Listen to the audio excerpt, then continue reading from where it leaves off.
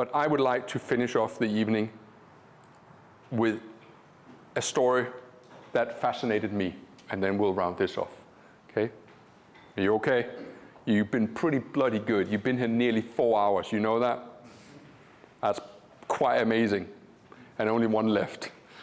We get after that. Does practice makes perfect? No, I don't think practice makes perfect. I believe that practice makes permanent. So how do you train in trading? I want to tell you the story about these two gentlemen here. You may have heard it before. If so, I apologize, but I'll make it quick. This one here is Anders Ericsson. He's a professor at, I believe it's Princeton University, but the university is relevant. But what he is researching is human performance. And this gentleman here is Malcom Gladwell. And he wrote a book called The Outliers. And what's interesting about The Outliers was that he had at his central theme of the book a concept that Anders Ericsson had proposed, which was, if you want to be good at something, do it for 10,000 hours. So millions of people all over the world grab that, this is my calculator, grab that calculator, okay? All right, if I do this 5 hours a day, I will be an expert in July 2027. Cool, all right, I could do it 8 hours a day, and then I'll be an expert by 2025. It seemed pretty good to argue that in order to become an expert at something, you have to do it for 10,000 hours. However, I've now been driving for better part of 35 years of my life, and according to my ex-wife, I'm the worst driver in the world. I'm simply incapable of reverse parking, apparently. And when we were together, she used to say that when I reverse parked, she would call a taxi to transport herself from the car into the curb. I always thought that was a little bit insulting, but nevertheless also quite funny.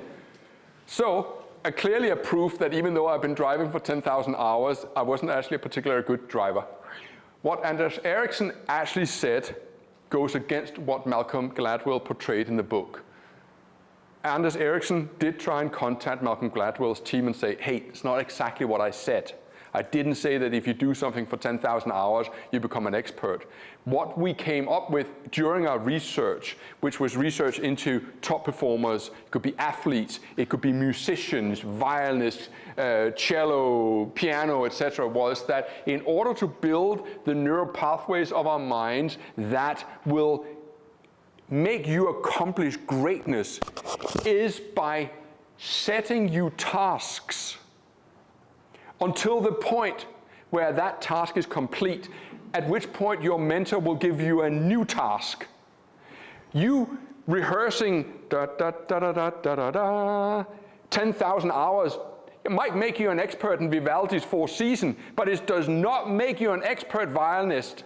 But if you get assigned a problem to solve, and your mind goes to work in solving it, and when it's solved, you get a new problem, then you will develop expertise. That is the pathway to expertise. So I'm saying, well, is the pathway to trading expertise not beyond just looking at moving averages and Bollinger Bands and trend lines, and we actually solve a specific task such as, how do I trade the euro-yen from 8 a.m. to 10 a.m.? How do I deal with the FTSE if the second bar goes above the high of the first bar but doesn't close above it? Let me see a sample of 3,000 charts, of which 400 of them goes above the prior bar high but closes back in below. And one of the things that I have done during this research is that all of a sudden, my mind began to tell me, do you know what? Actually, when the FTSE does this as the first bar, and then the second bar does this, and it closes somewhere here, you should short it down here. If I had not gone through that on a micro-specific level, I would never have spotted this. And when I will give you that material, yeah, maybe I'm depriving you the opportunity to develop it yourself, but the flip side of that would be, well, hang on, I may actually be opening up your world to what is truly achievable as a technical analyst when we begin to look beyond, oh, it looks like an uptrend. Oh, no, I think the market's going to go up today. Screw that. I want to micromanage every single bar, not in an Al Brooks kind of way where, you know, like it's an inside bar, outside bar, but actually going, hang on, I need something concrete in the time frame that I am trading at. I don't care what the market does at noon. I need to know what the market is doing in the time frames that I am trading at. What I call situational analysis as opposed to technical analysis. And I credit Anders Ericsson for opening my mind to how you should really research as a trader. It's not just technical analysis, it's die-hard specific technical analysis into the time frames that are relevant to you. And it is an enormous effort put into what are your specific weaknesses. What are your weaknesses, and how do you actually get to the bottom of those?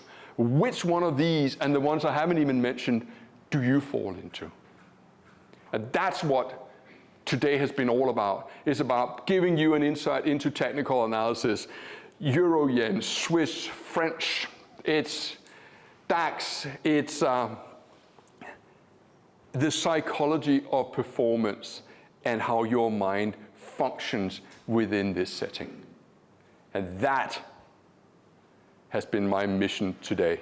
Hopefully what you will be thinking going, apart from, it's hot in here again, hopefully what you'll be thinking, okay, as you sit in your cars or in the train or the bus on your way home going, all right, he gave me some tools, appreciate it, fishing technique, etc., okay.